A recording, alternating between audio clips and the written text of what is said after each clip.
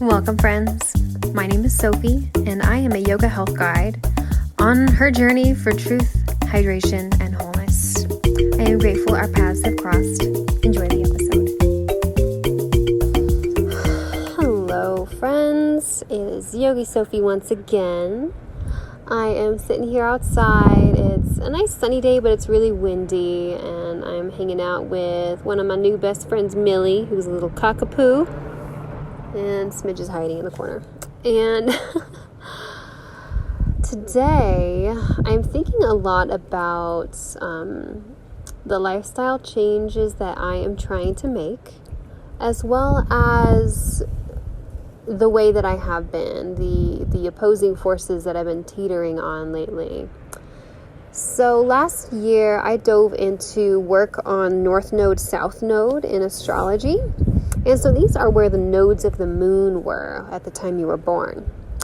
So a lot of us, around the same ages will probably share the same North Node, which I can definitely see a lot in this generation of mine is a lot of us are Scorpio North Node, which means a Taurus South Node because it's directly opposite on the zodiac.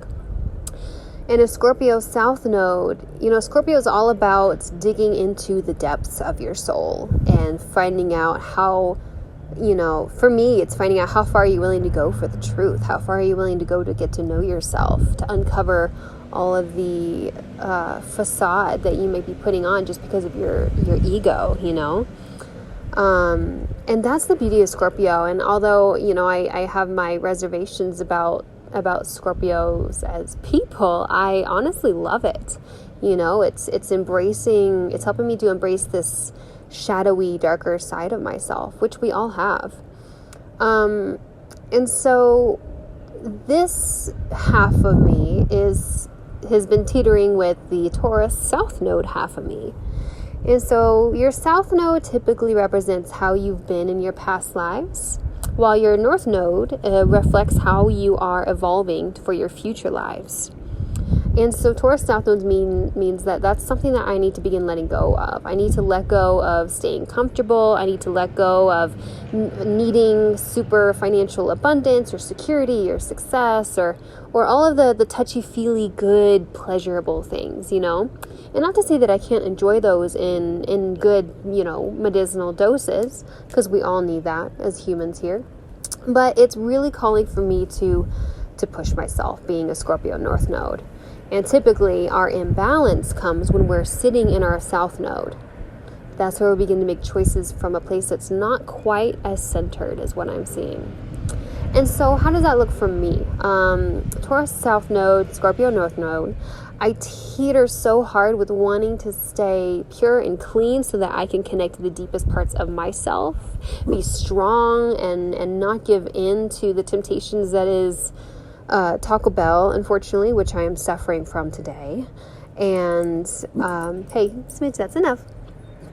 As well as struggling with keeping moving, staying comfortable. I struggle with not letting my mind get into this super place that's centered about money. Excuse us, there's a car starting. I'm going to pause. So, I struggle with these two sides of myself. I think, oh yes, I'm ready. I'm open. I want to be connected. I want to get to know myself. I'm ready to dig up all of this dark shit and bring it to the light so that I can transmute it into love for myself and love for the rest of the world. And then I struggle with staying stuck.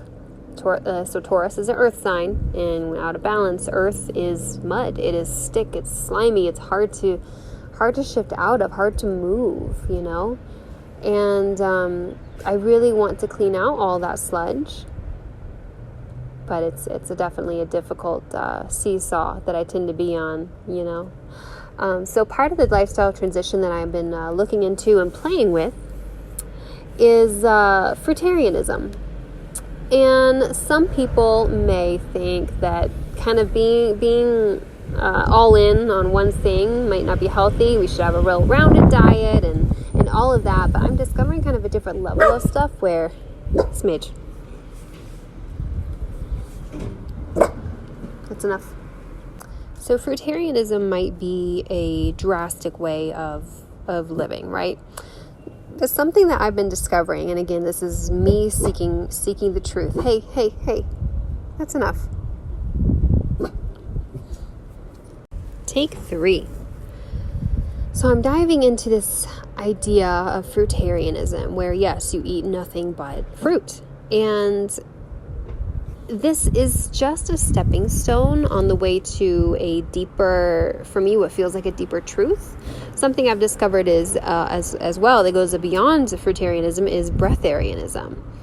And this is literally saying you live off breath, air, sunlight, sound, no food, which is a wild concept to think about.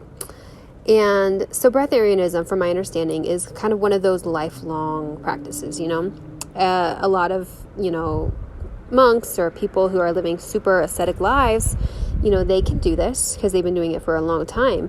And what it's doing is it's transmuting our dark energy, which is our physical body, because we're all living in the physical realm.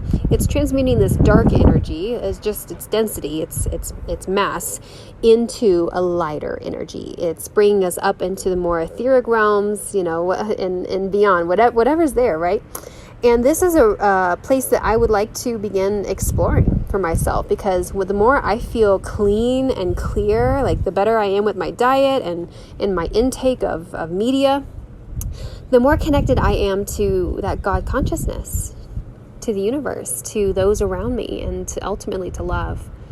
And this is where I'd like to reside, because again, Scorpio North Node, we're all about digging up the truth, and there ain't no bigger truth than talking to the universal God, universal love.